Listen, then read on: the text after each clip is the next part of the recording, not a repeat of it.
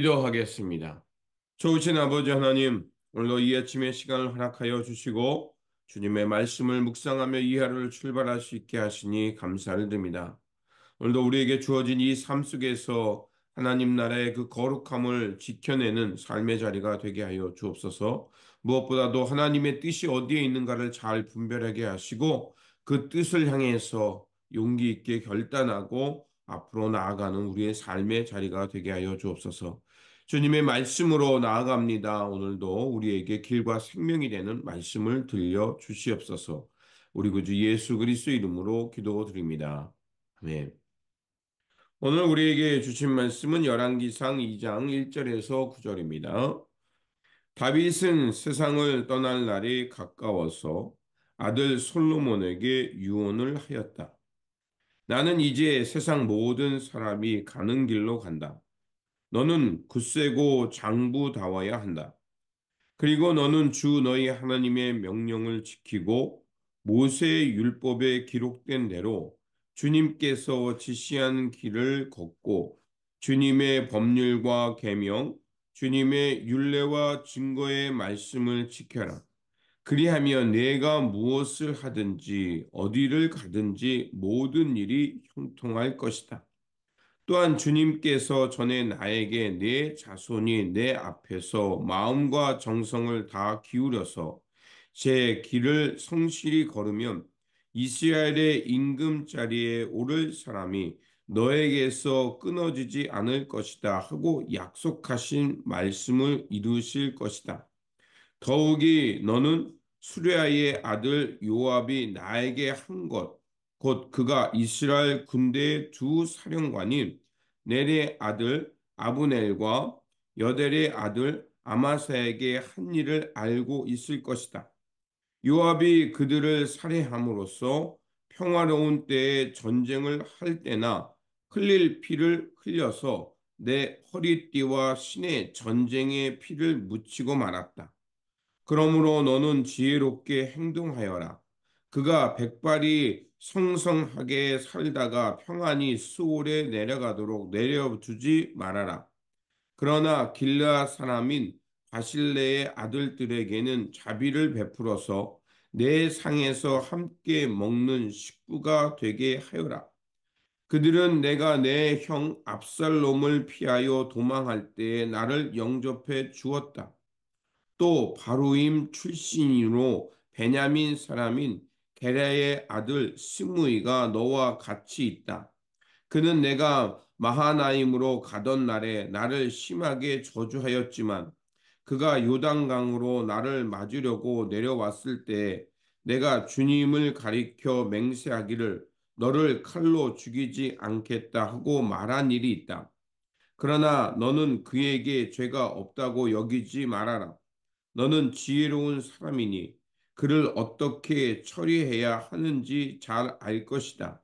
너는 그의 백발에 피를 묻혀 수올로 내려가게 해야 한다. 아멘. 오늘 본문 말씀은 이제 솔로몬의 왕권을 경고케 하는 그 과정을 기록해 주는 말씀입니다. 또한 오늘 본문 말씀은 다윗이 솔로몬에게 하나님의 말씀을 잘 지키며 형통의 삶을 살라고 당부하는 유언의 말씀입니다. 오늘 본문 2장을 크게 세 부분으로 나눌 수 있습니다. 우리가 읽었던 다윗의 유언의 부분과 그리고 적대자들에 대한 그 조언과 왕권 확립, 그리고 다윗의 죽음이 나오고요. 마지막으로는 솔로몬이 아버지의 유언을 따라 어떻게 그 정적들을 제거해 가는지 부분으로 나눌 수 있습니다. 다윗도 실수와 범죄, 고난과 시련이 있었지만 그는 하나님의 도우심 속에서 형통의 삶을 살 수 있었습니다. 그 비결은 무엇이었냐면 바로 하나님의 말씀과 규례를 어느 누구보다도 신실하게 지키며 살았기 때문입니다. 그래서 다윗은 자기의 인생의 마지막에 그 솔로몬에게 당부하면서 이렇게 유언을 남깁니다. 3절과 4절입니다. 그리고 너는 주 너희 하나님의 명령을 지키고 모세의 율법에 기록된 대로 주님께서 지시한 길을 걷고 주님의 법률과 계명, 주님의 율례와 증거의 말씀을 지켜라. 그리하면 내가 무엇을 하든지 어디를 가든지 모든 일이 형통할 것이다. 또한 주님께서 전에 나에게 내 자손이 내 앞에서 마음과 정성을 다 기울여서 제 길을 성실히 걸으면 이스라엘의 임금자리에 오를 사람이 너에게서 끊어지지 않을 것이다 하고 약속하신 말씀을 이루실 것이다. 이렇게 그 당부와 유언의 말씀을 그 솔로몬에게 주고 있습니다. 오늘 우리가 살아가는 이 삶의 자리, 그리고 우리의 자녀들에게 과연 우리는 무엇을 물려주어야 할까요? 우리가 자녀들에게 남겨야 될 것들이 많이 있지만 그 무엇보다도 바로 믿음의 유산을 남기는 것이 참 중요함을 오늘 본문은 우리에게 말해주고 있습니다. 그리고 이제 다윗은 자신이 처리하지 못한 일을 또 솔로몬에게 당부하고 있는 것을 볼 수가 있습니다. 요압과 또 자신에게 모욕을 줬던 심의, 그에 대해서 자신이 어떻게 하지는 못했지만 어떤 일을 꾀할 수 있는지를 미리 알려줌을 통해서 솔로몬이 그 자신의 왕권을 잘 지혜롭게 지켜갈 수 있도록 조언을 남기는 것을 볼 수가 있습니다. 또한 시므이는 오늘 본문에서 나와 있는 것처럼 그 다윗이 압살롬에 의해서 쫓겨갈 때 다윗을 매우 모욕적으로 저주했습니다. 반면 바르실레의 아들들을 후대하라고 말합니다. 그것은 무엇이냐면 과거 다윗이 도망자로 있을 때 다윗의 어려움을 헤아려서 양식과 물을 제공했기 때문입니다. 자, 이런 유언들을 남기는 것은 그 과거의 악을 청산하고 이제 솔로몬 시대에는 다시는 내가 했던 실수를 반복하지 말고 이제 기강을 잘 확립해서 전성기를 누리라는 당부의 말입니다. 그렇습니다. 우리가 하나님의 말씀 앞에 순종하고 또 주님의 그 말씀을 신실하게 지키며 살아갈 때 하나님께서 우리의 삶을 지켜주실 뿐만 아니라 하나님께서 이루어 가시는 하나님의 선한 역사가 우리 가운데 드러나는 것을 볼 수가 있습니다.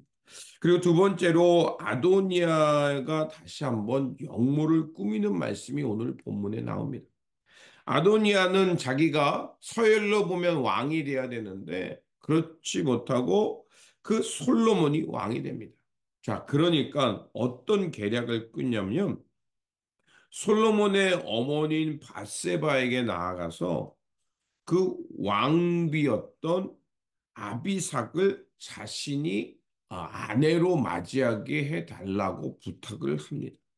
아비삭은 열왕기상 1장 1절에 4절에 나와 있는 대로 다윗의 후처였습니다. 그 아비삭을 자기에게 자기가 그 아비삭과 결혼하게 해달라고 말하는 것은 왕자를 차지하겠다는 계략을 드러내는 것이었습니다.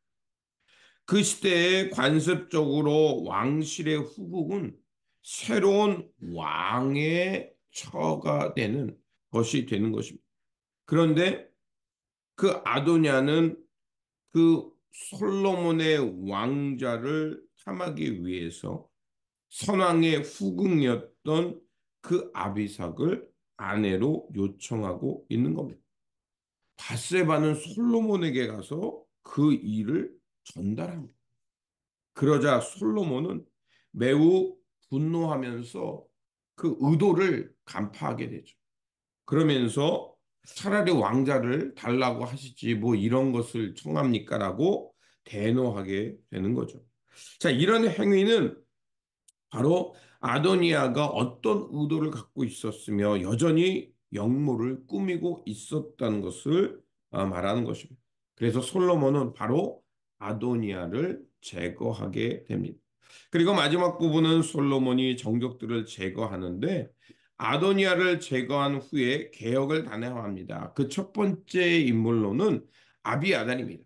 아비아달은 충성스럽게 다윗 왕을 섬기기는 했지만 왕권 계승의 문제에 있어서 그 솔로몬을 지지하지 않고 아도니아를 지지했습니다. 제사장직은 파면하지만 그를 죽이지는 않습니다. 그리고 그 실로에 있는 집으로 돌려보내면서 이제 그가 더 이상 중앙에서 제사장직을 감당하지 못하게 하는 거죠. 이렇게 함으로써 군대 장관이 있던 요압과 또 아비아달, 아도니아 이렇게 솔로몬의 왕권을 위협하던 사람들이 하나하나 제거가 됩니다.